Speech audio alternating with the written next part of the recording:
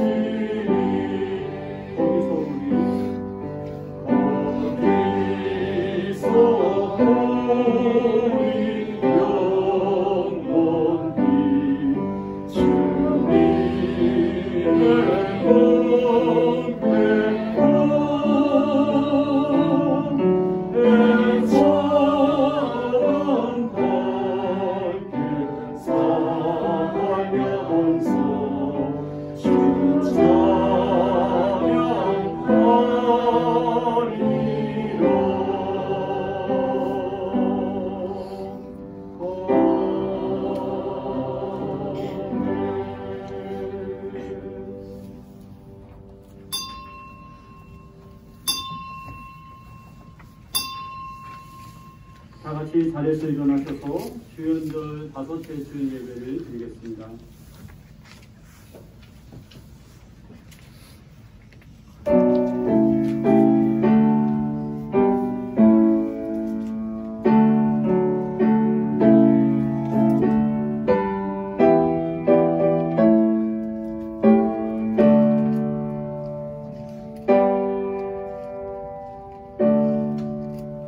야훼여 거룩한 당신의 궁전 향하여 엎드려 인자함과 성실함을 우러르며 당신의 이름 받들어 감사 기도 드립니다. 언약하신 그 말씀 당신 명성보다 크게 퍼졌사옵니다. 야훼여 모든 일 나를 위해 하심이오니 이미 시작하신 일에서 손을 떼지 마소서.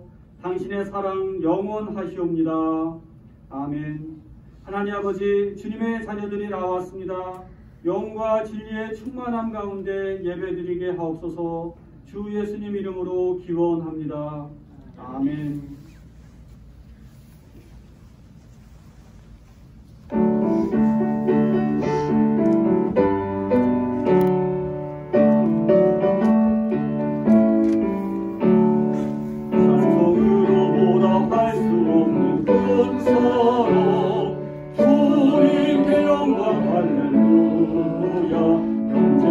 함께 모두 찬송해 주님 태양과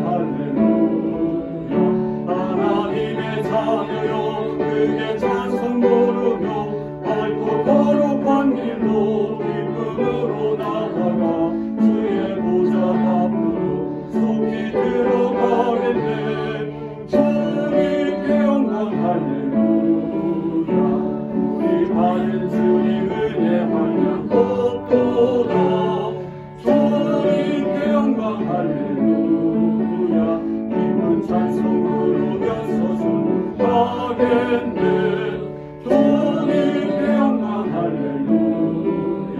하나님의 자녀여 크게 찬송 부르며 밝고 거룩한 길로 기쁨으로 나아가 주의 보좌 앞으로 속히 들어가겠네.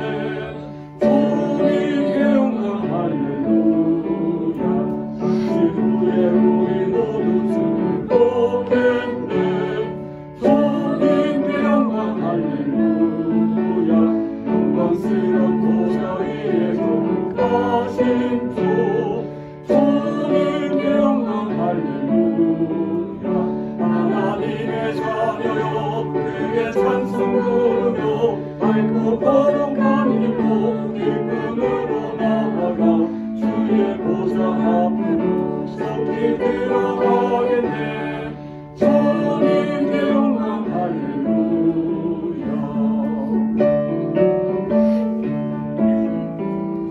만국 백성 천국에서 소리 높여서 주님께 영광 할렐루야. 영원토록 주의 공로 찬양하겠네. 주님께 영광 할렐루야. 하나님의 자녀여 크게 찬송 부르며 밝고 거룩한 길로 기쁨으로 나아가 주의 보좌 앞으로 속히 들어가겠네. 주님께 영광 할렐루야.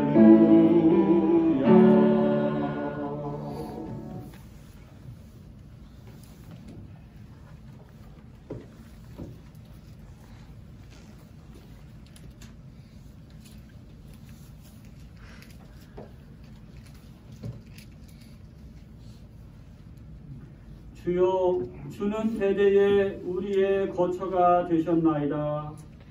세대를 기기 전 땅과 세계도 주께서 조성하시기 전 영원부터 영원까지 주는 하나님이시니이다. 주께서 사람을 티끌로 돌아가게 하시고 말씀하시기를 너희 인생들은 돌아가라 하셨사오니 주의 목전에는 천년이 지나간 어제 같으며 하면 순간 같을 뿐임이니이다. 주께서 그들을 홍수처럼 쓸어 가시나이다. 그들은 잠깐 자는 것 같으며 아침에 돋는 풀 같으니이다. 풀은 아침에 꽃이 피어나다가 저녁에는 시들어 마르나이다. 우리는 주의 노에 소멸되며 주의 분내심에 놀라나이다. 주께서 우리의 죄악을 주의 앞에 놓으시며 우리의 은밀한 죄를 주의 무릎 가운데 두시사오니 우리의 모든 날이 주의 분노 중에 지나가며 우리의 평생이 순식간에 다하였나이다. 우리의 연수가 70이요 강건하면 80이요 그 육체의 자랑은 수고와 슬픔뿐이요 신속기간이 나이다. 누가 주의 노여움의 능력을 알며 누가 주의 진노의 두려움을 알리이까. 우리에게 용기를 계시는 지혜로운 마음을 얻게 하소서. 아멘.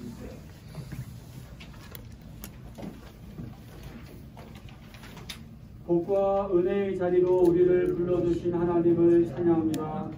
주님, 불신과 미움, 폭력으로 지구촌이 얼룩져 있습니다. 우크라이나에서는 전쟁의 위기가 고조되고 한반도에서는 거듭된 미사일 발사로 인한 불안이 깊어지고 있습니다. 주님, 폭력으로 갈등과 위기를 타개하려는 어리석음을 버리게 하시고 평화를 위해 하신 수도가 열매 맺도록 인도해 주십시오. 주님, 연일차례찬 날씨가 이어지고 있습니다. 주로 상황이 열악하여 맹골에서 지내야 하는 이들, 찬바람을 맞으며 수염에 종사해야 하는 이들, 집을 떠날 수밖에 없었던 소수들과 무슬림들, 난민들을 위하여 기도합니다. 주님께서 친히 보호자가 되어주시고 우리를 통해 따뜻한 품이 되어주십시오. 예수님의 이름으로 기도드립니다. 아멘. 만일 우리가 죄 없는 사람이라고 말한다면 우리는 자신을 속이는 것이고 진리를 저버리는 것이 됩니다. 그러나 우리의 죄를 하나님께 고백하면 진실하시고 의로우신 하나님께서는 우리의 죄를 용서하시고 우리의 모든 불의를 깨끗이 씻어주시니 다 같이 우리의 죄를 고백합시다.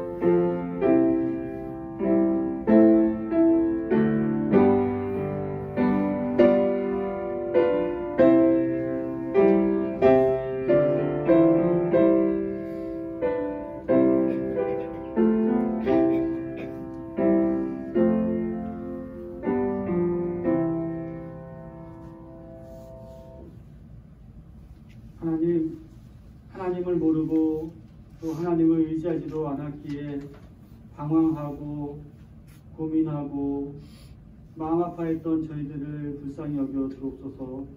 십자가 그늘 아래 저희를 품어주시고 주님 주시는 힘으로 강건케 하여 주옵소서. 우리는 부정한 세상에 살면서 죄로 부정해지는 존재입니다. 우리 자신의 부정함으로 인해 우리는 거룩하신 주님을 배울 수 없으나 주여 우리에게 긍휼을 베풀어 주옵소서. 우리의 악을 제어해 주시고 우리 죄를 사여 주심을 믿습니다. 우리는 들어도 깨닫지 못하고 보아도 알지 못하는 어리석은 자들입니다. 스스로 벗어날 수 없으니 주여 이 황폐한 마음을 갈아엎어 주옵소서. 우리의 교만을 꺾어 주시고 우리 영혼의 생명의 새 힘을 주시옵소서. 야훼여, 당신께서 억울한 자에게 권리 찾아주시고 가난한 자에게 정의 돌려주심을 나는 압니다. 의인들은 당신 이름 부르며 감사드리고 성도들은 당신을 모시고 살리이다. 아멘.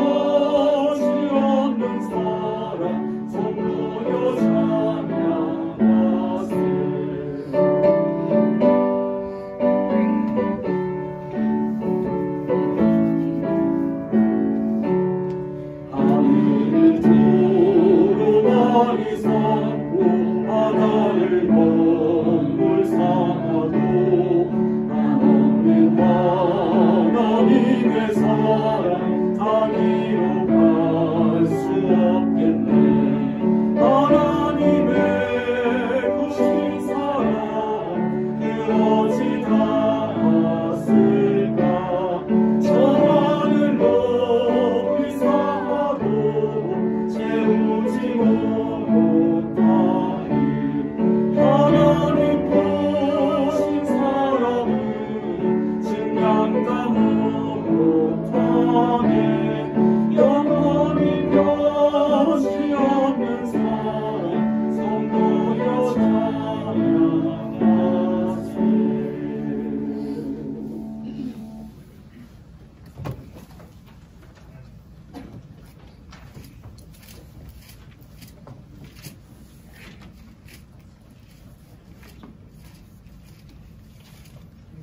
말씀도 드리겠습니다.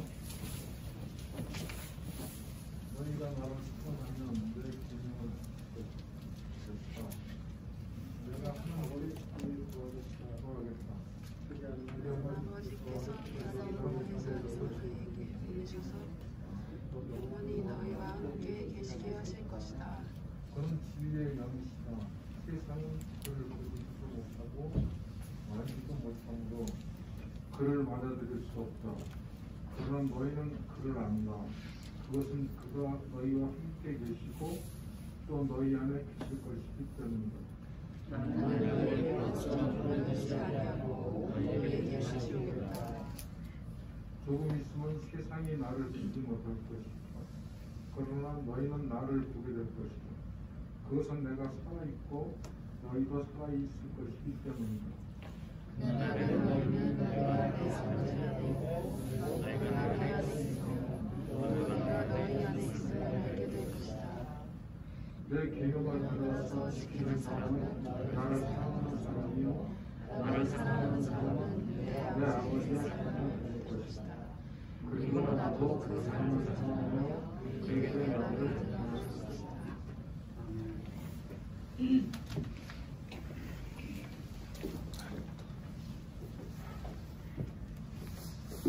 할렐루야. 교회 여러분, 설 명절 잘 보내셨나요? 저는 이번 명절에 저희 일가족을 만나면서 저희들이 한 대화와 그 만남을 좀 소개하면 하나의 간증이 되겠죠. 좀 그 대화 분위기가 좀 뭉클하고 눈물이 나서 목도 좀 메이고 하는 그런 분위기였습니다. 먼저 우리 오늘 성경 말씀, 오늘 말씀 제목에 고아라는 표현이 나오는데요. 이 부분을 에 대한 말씀입니다. 이런 주제입니다. 저희 아버지 고아 같았습니다. 증조할머니가 얼마나 미웠던지, 이 손자가 얼마나 미웠던지 장마철에 냇물에 던졌습니다.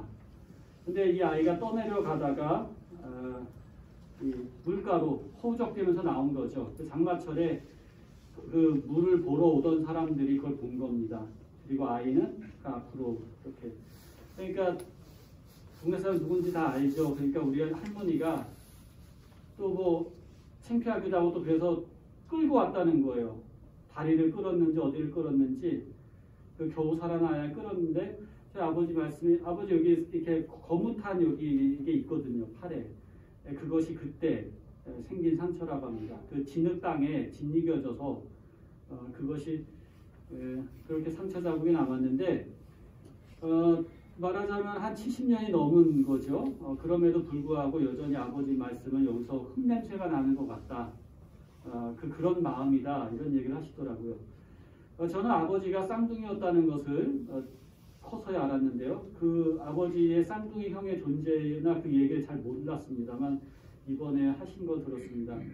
하도 배가 고파서 길가에 떨어져 있는 그 오디 열매를 뭐 익은 거나 익지 않은 거나 막 주워 먹는데 그 쌍둥이 형의 배가 갑자기 이렇게 불렀다고 합니다.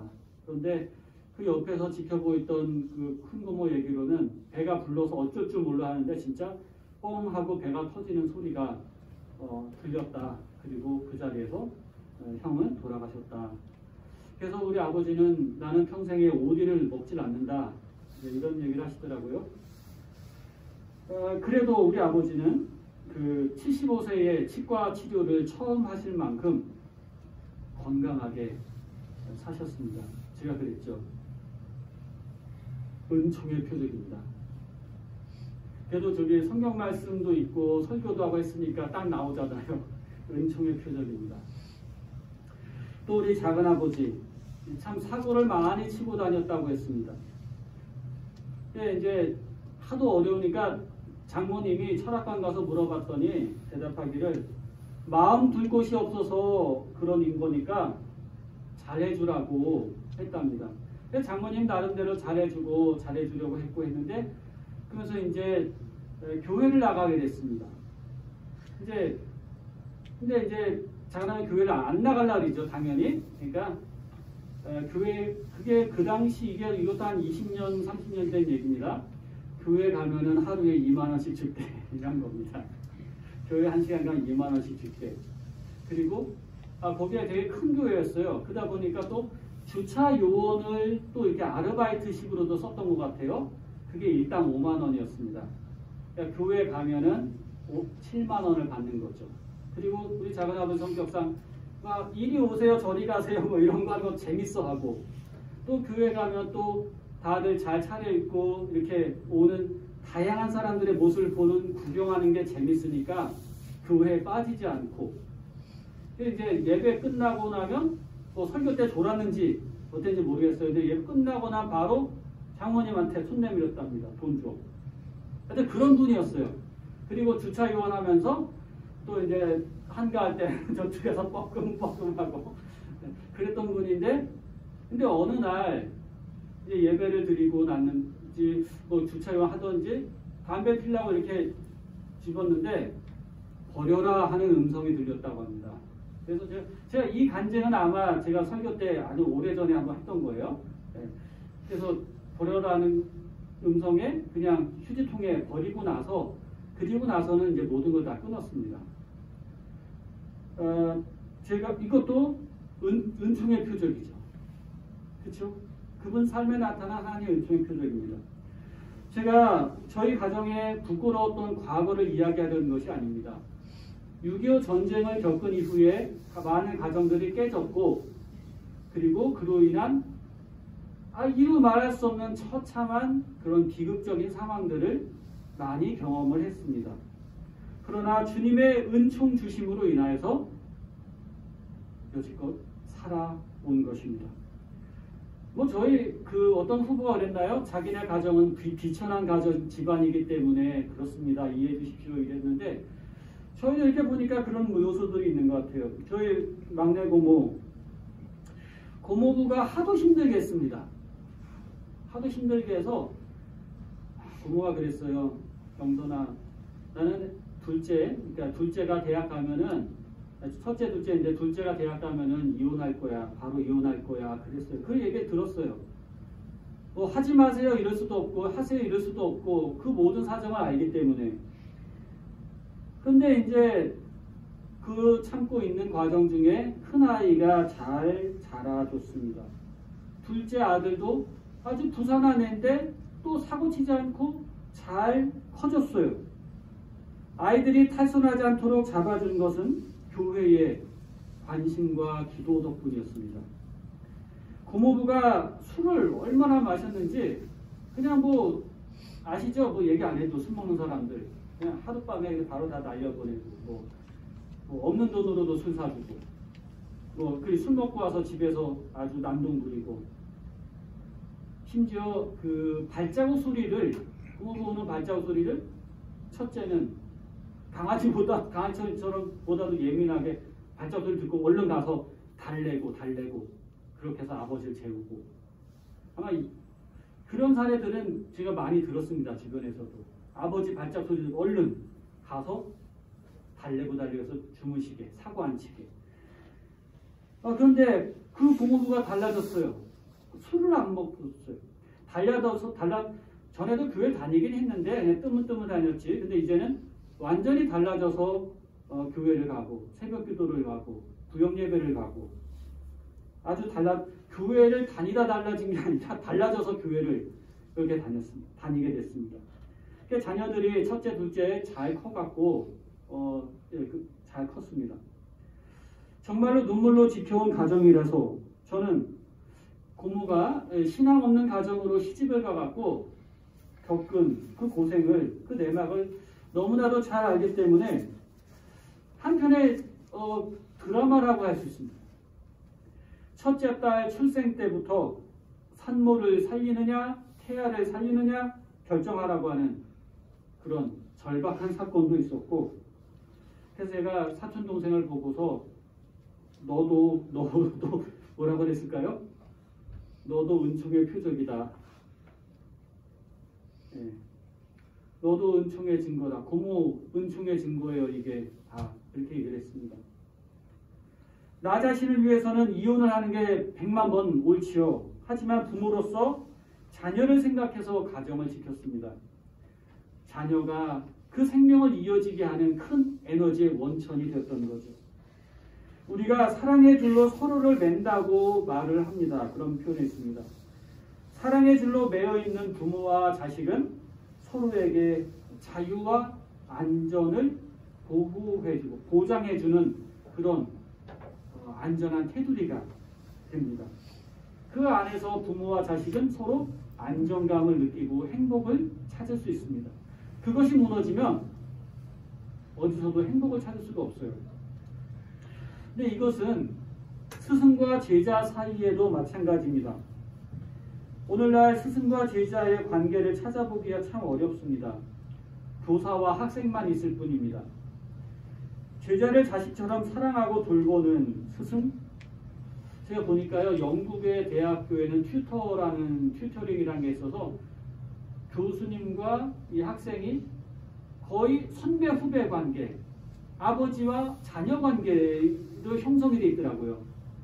그래서 학생은 교수님, 남자 교수님을 아버지라고 부르고 여자 교수님을 엄마라고 부를 만큼, 학생을 아들이라고 부를 만큼 그런 관계가 되더라고요. 우리 사회에도 이런 부분들이 좀 접목이 됐으면 좋겠어요. 서구 사회가 되게 개인주의적이면서도 그러나 유지될 수 있는 것은 또 이런 지성인의 힘이 있는 거죠. 근데 오늘날 우리가 그 스승의 그림자도 밟지 않으려고 한다. 뭐 선생님은 화장실도 안 가시는 줄 알았다. 뭐 이렇게 생각했던 존경심 뭐 그런 건 참 보기 어렵잖아요. 그런 점에서 오늘 우리 읽은 말씀을 다시 한번 우리의 그 익숙한 걸 내려놓고 좀 더 깊이 생각해 볼 필요가 있습니다. 예수님의 말씀에 배어있는 그 느낌, 사랑하고 믿고 따르던 스승이 죽고 없을 때에 제자들이 얼마나 심한 공황에 빠지게 될 것인가 우리는 상상하지 못합니다. 허허벌판에 홀로 내버려진 것과 같을 겁니다. 오늘 성경에서 예수님은 나는 너희를 구하처럼 버려두지 않고 너희에게 다시 오겠다 이렇게 하셨습니다. 어떻게 다시 오셨나요? 부활하셔서 나타나셨다. 잠깐 나타나셨을 뿐이죠. 그걸 가셨습니다. 승천하셨습니다. 그런데 성령으로 다시 오셨습니다. 이 약속을 하신 겁니다. 고아처럼 버려두지 않겠다. 여러분 고아가 뭡니까? 참 이거 쓰기가 어려운 표현이고요. 그렇게 성장했던 분은 이 말이 굉장히 마음이 아픈 그런 단어일 겁니다. 사전적으로 말하자면 고아는 부모 없는 어린이를 말합니다. 하지만 넓게 보면 홀로 사는 사람, 외로운 사람들 다 이 개념에 포함시킬 수 있습니다. 일이 바쁜 부모의 도움을 받지 못하고 자란 자녀, 감성적으로도 고아와 같다고 할 수 있습니다. 제 동생이 바로 이런 얘기를 한 적이 있어요. 부모님이 바쁘고 또 언니 오빠들 크고 한 가운데 막내로서 외톨이같이 느끼는 그런 감정들이 어릴 때 많았다. 이런 얘기를 한 거 들었어요. 또 자녀의 돌봄을 받지 못하는 연로하신 부모님도 고아와 같다고 할 수 있습니다. 이 외로운 사람들의 문제, 이것은 우리 사회에서 우울증, 고독사라는 표현으로 대표가 됩니다. 조사한 거 보니까 코로나 우울증을 앓고 있다고 하는 사람들이 한국 사람들 40%로 이게 나왔어요. 그렇게 응답한 사람들이 40%입니다. 지금. 그러니까 대한민국의 절반 정도는 다 우울하다. 우울증을 느끼고 있다. 이런 상태입니다. 그리고 고독사라는 거 굉장히 저는 이제 이 부분을 사실은 본 적은 없습니다. 주변에서. 그런데 그 경찰관인 그 사촌 동생이 또 얘기를 해줬어요. 이제 여자 경찰인데 저거에서 오빠 이거 너무 흔한 일이야. 나는 너무나 현장에서 그냥 흔하게 보는 일이야. 이렇게 얘기를 하더라고요. 정말 이것이 흔한 건가 하고 찾아봤더니 우리 안성시에 이제 사실은 이제 죄송합니다만 자살률도 따지고 보면 이제 고독사하고 관계된 거잖아요. 그치? 우울증 고독하고도 관계되잖아요. 누군가 안 잡아준 거니까. 안성시 자살률이 경기도 내 4위가 됩니다. 그리고 이 중에 40%는 60대 이상, 60대 이상이 여기에 해당이 됩니다. 홀로 살다가 홀로 쓸쓸하게 맞이하는 죽음. 이걸 고독사라고 하는데요. 이게 예전에는 저소득층 얘기를 했어요. 근데 지금은 고소득층이나 젊은 층이나 노년층이나 가리지 않습니다. 가리지 않고 일어나요. 근데 이 원인은 1인 가구의 증가 때문이다. 혼자 사는 사람들이 많아서 그렇다. 혼자 살다 보니까 그렇게 될 확률이 높아진다는 것입니다. 1인 가구가 우리나라에 500만 명 이상입니다. 이게 정확한 통계는 안 나오지만 30%. 예?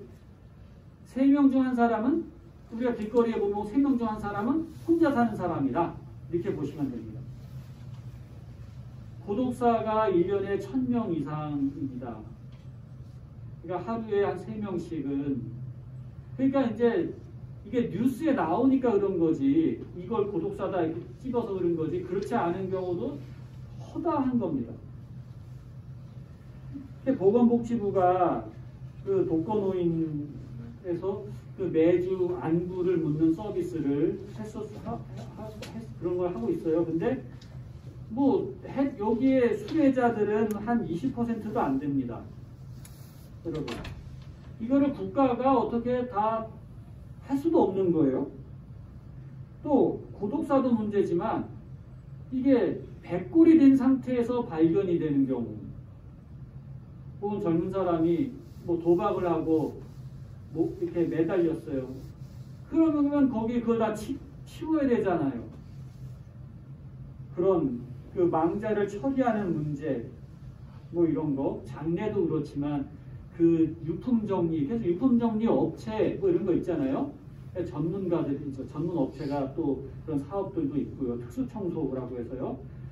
또 어떤 데서는 마을에서 장례를 치러주는 고마운 곳도 있었습니다만, 또 마을 장례도 한계가 있습니다. 저는 이제 어떻게 얘기는 안 했지만 그런 생각이 있어요. 저기 장례식장이 있지만 요즘 그런 거는 제가 본 적은 없지만 교회가 옆에 있으니까 목사님 저희 장례에 치러주세요라고 부탁을 하면 누가 거절하겠어요. 그렇죠?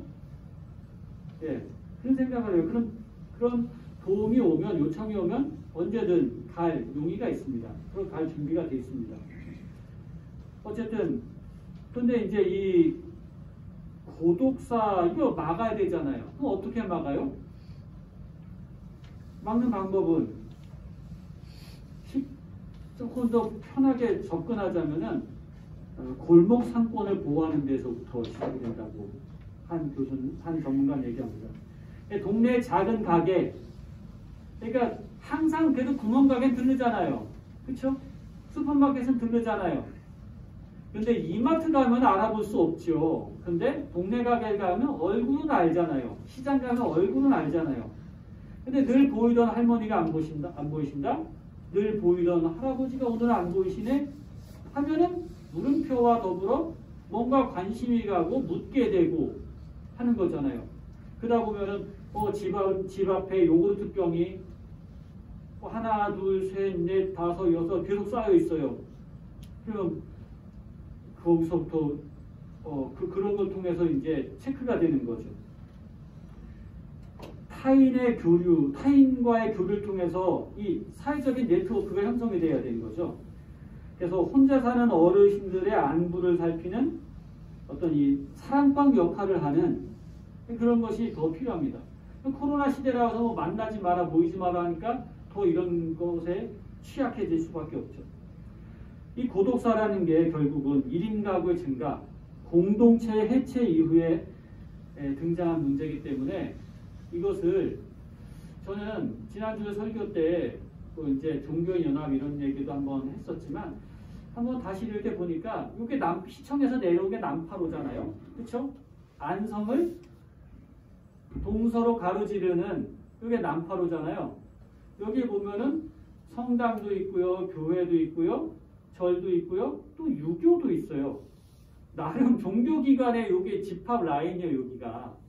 이런 제 형성이 되어 있는데, 그리고 여기 보니까 아파트도 들어오지만 이 주변으로 뭐가 많아요. 그래서 몇 가구 제가 세어보니까, 세는 게 아니고 더해보니까 8,700가구가 들어오게 돼요. 가구 수만 8,700개입니다. 그러면 인구로 치자면 10,000명 이상이 요 반경 바운더리 600 반경 600m 안에 들어오게 되는 거예요. 이게 굉장히 이 어마어마한 이 변화가 여기 이 당황동 가운데 이게 생기는 겁니다. 당황 지구 자체만 해도 그렇습니다. 그래서 이 선교적으로 이거 어떻게 풀어야 되는가? 그리고 여러분들 지혜를 짜보시기 바랍니다. 제가 선교적인 과제라는 차원에서 길게 설교에서 언급을 했습니다. 다시 성경으로. 예수님의 제자들은 지금 고아와 같다고 했습니다. 젊음을 버리고 가족을 버리고 예수님을 따랐는데 그렇게 의지하던 선생님이 왕이 되거나 장수한 것도 아니고 금방 떠난다는 거예요. 그러니까 제자들의 심정은 고아와 같다. 이것이 맞을 겁니다. 갑작스럽게 공황 상태를 만나게 될 겁니다. 이런 안타까운 사정을 내다보시고 아신 예수님께서 해결책을 제시해 준 겁니다. 내가 아버지께 구하겠다. 그러면 아버지께서 다른 보혜사를, 이 보혜사는 보호자란 뜻입니다. 다른 보호자를 너희에게 보내셔서 영원히 너희와 함께 계시게 할 거다. 이렇게 말씀하셨습니다.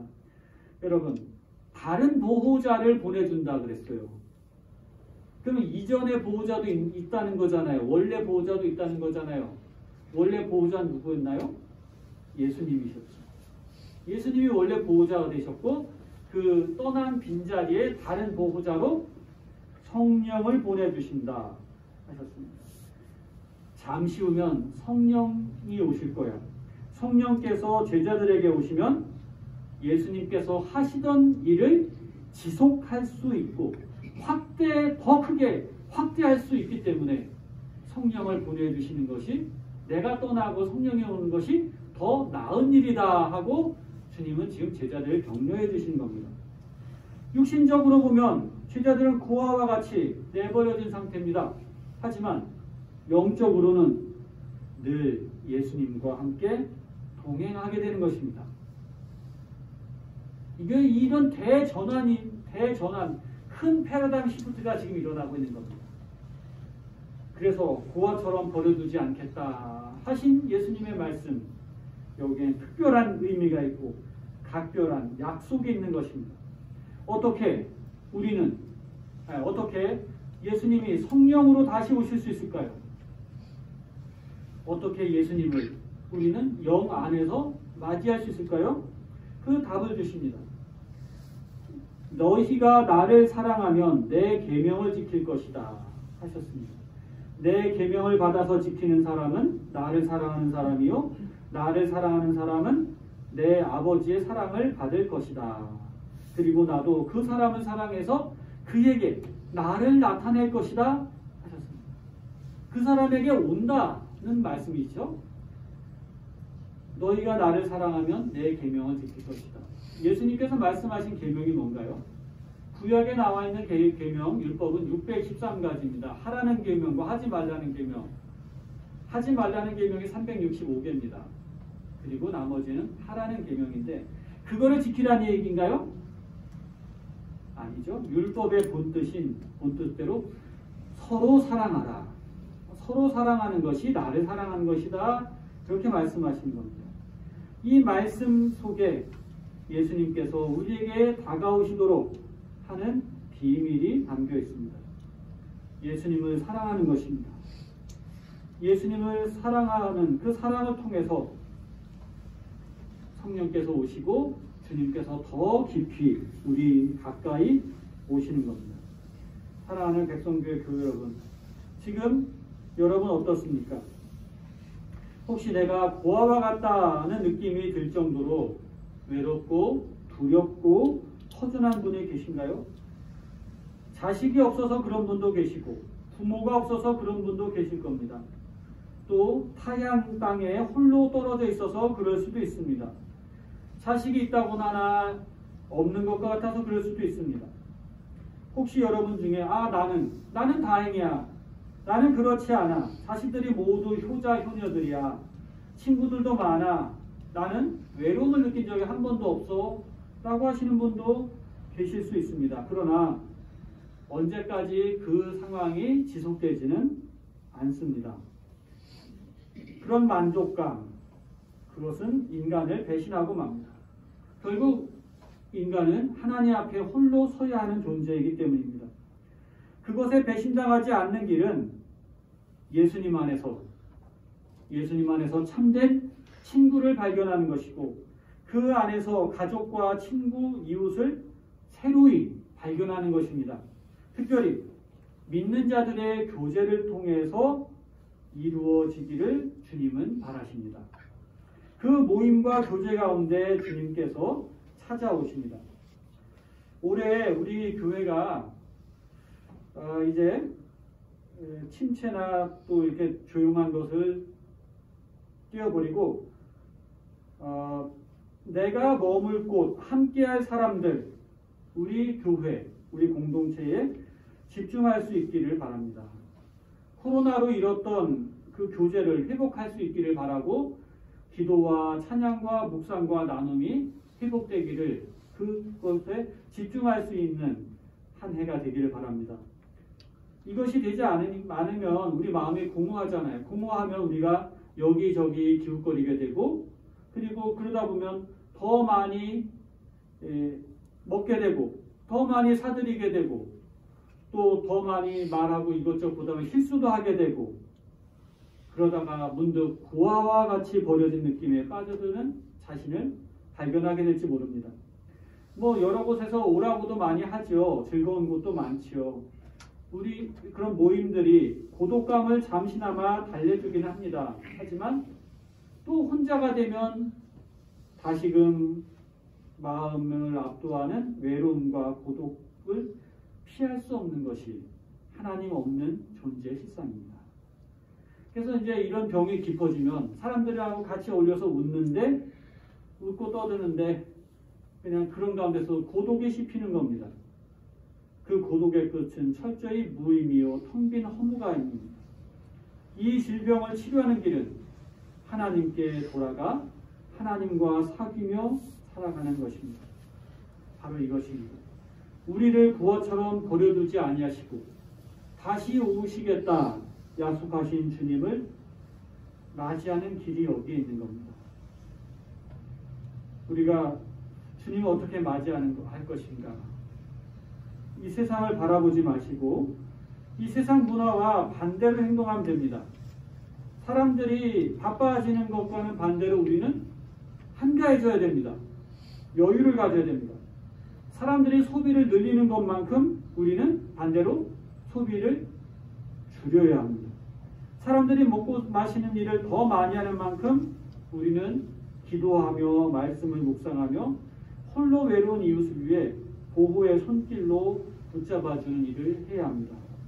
이제 우리도 누군가에게 보호자로 다시 찾아가는 것입니다. 그렇게 할 때 주님께서는 우리 모두에게 더 가까이 내가 그에게 나를 나타내겠다 하십니다. 더 친밀하게 더 깊이 오실 것입니다. 이 세상에 주님께서 나를 찾아오시는 것만큼 귀한 선물이 어디 있겠습니까? 이러한 종이 우리의 삶에 우리 앞날에 가득하기를 기원합니다. 하나님 아버지, 우리는 현대인이 고독하다고는 말하면서도 어떻게 해결할지를 몰랐습니다. 우리를 아시는 주님, 불쌍히 여기시고 오시옵소서. 우리가 주를 더 사랑하길 원합니다. 주님의 말씀의 가르침을 품고 충만한 삶을 살길 원합니다. 사랑의 나눔 있는 곳에 하나님께서 계시다고 하셨듯이 우리 안에 따뜻함을 회복시켜 주시옵소서. 우리 교회가 고아 같은 이들에게, 홀로 외로운 이들에게 보호자로 따뜻한 손길로 다가가도록 저희들을 사용해 주시옵소서. 우리 주 예수님의 이름으로 기도드립니다. 아멘.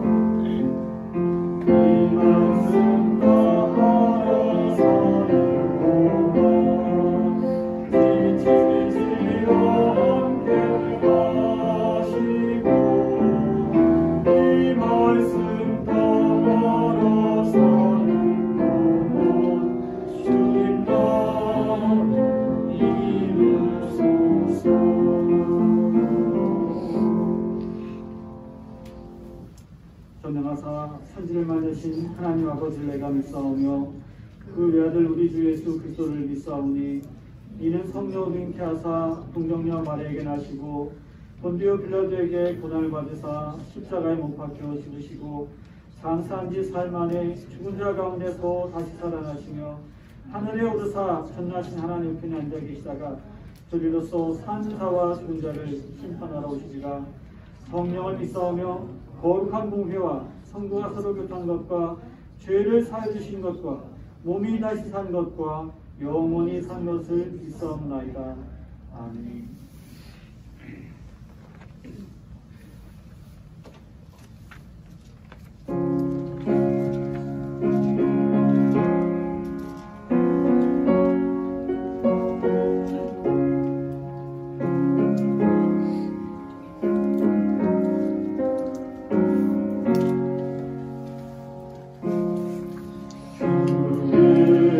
예수보다도 귀한 것은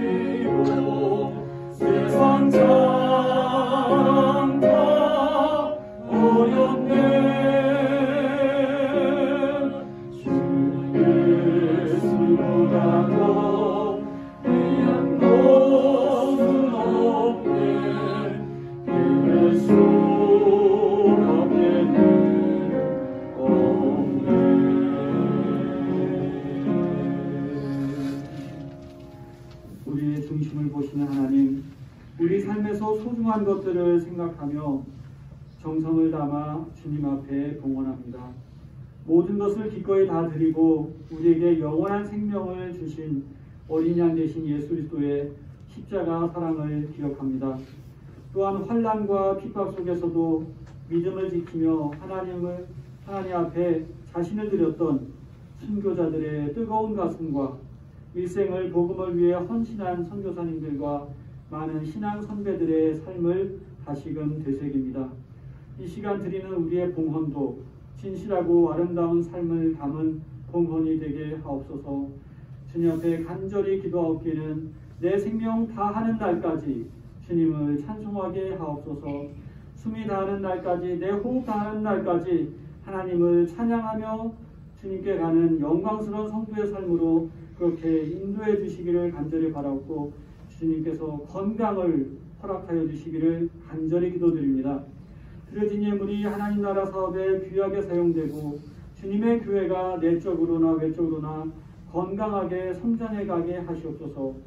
우리가 알지 못하는 손님으로 우리 인생의 배에 오시는 주님, 주인으로 좌정하여 주시고 우리의 인생이 생명의 바다를 항해하고 생명의 역사를 이루게 하옵소서. 주님께 사로잡힘으로써 비로소 참된 자유를 얻는 은총으로 우리 모두가 나아가게 하여 주시옵소서. 우리와 함께 하시는 예수님의 이름으로 기도드립니다. 아멘.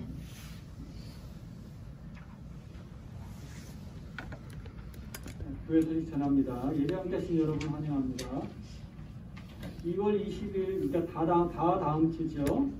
그 다음 또 넘어가면 3일절 벌써 오니까 이렇게 날짜 잡았습니다. 2월 20일 주일 오후 1시 반에 사랑방에서 제주교회가 있겠습니다.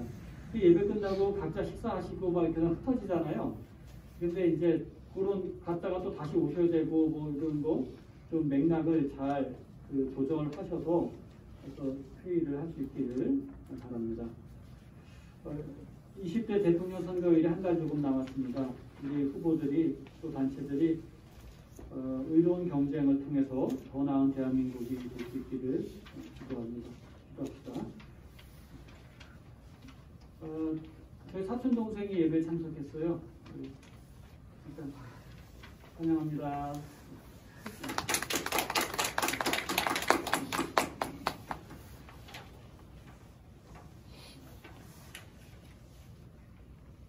우리 다시 일어나셔서 인사나누며 듣겠습니다. 축복합니다. 존경합니다. 네, 사랑합니다. 건강하십시오. 행복하십시오.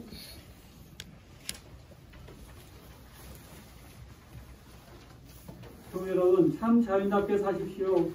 하나님께서 우리를 보고 계신다는 것을 잊지 마십시오. 먼저 상대방을 받아들이는 용기를 내십시오. 잘못을 시인하고 갈등을 멈추기 위해 노력하십시오. 대화와 양보를 통해 화해하며 평화를 이루기 위한 수고를 아끼지 마십시오.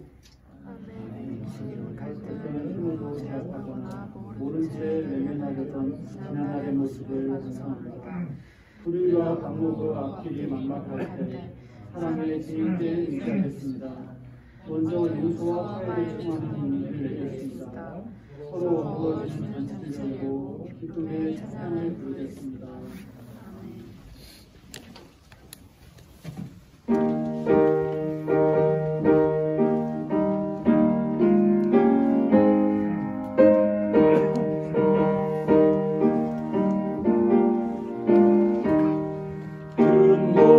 별이 설레는 어둠 바다 저승대의 불빛 보이는데 이 동강의 배서 항해하는 이 작은 배 사고는 주님인가 나 두려운데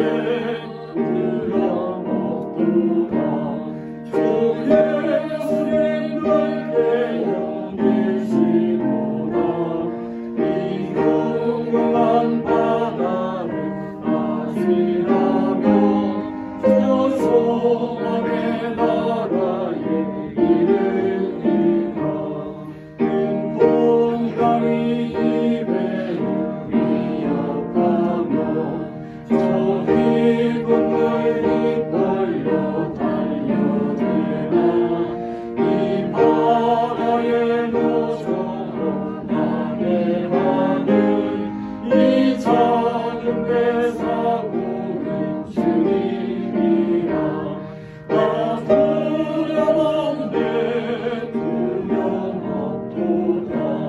주 예수님들께 옮기시구나.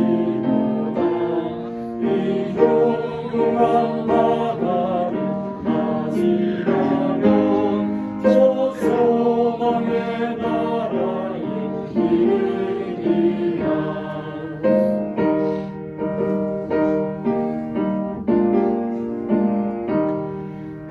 소리로 물결을 명하시며 이 바다는 고요히 잠자리라. 저 동력이 환하게 밝아올 때 나 주는 바위바람 건너가리. 나 두려움없네 두려웠구나. 주 예수님들께 오기시구나. 이 흉흉한 바다를 마시라면 저 소망의 나라에 이르리라. 이제는 복 있는 자의 길을 가르치시고 몸소 그 길을 걸어가 주신 주 예수 그리스도의 은혜와 세상 구원을 위해 독생자를 아낌없이 내어주신 하나님 아버지의 사랑하심과 괴로운 인생의 바다에서 참 생명과 참 행복의 길로 우리를 이끄시는 성령님의 감동, 감화, 교통하심이 사랑하시는 자녀들, 백성교회 위에 교들의 삶의 자리, 또 우리의 선교의 지역 사회 가운데 영원히 함께 하시기를 간절히 축원하옵나이다. 아멘.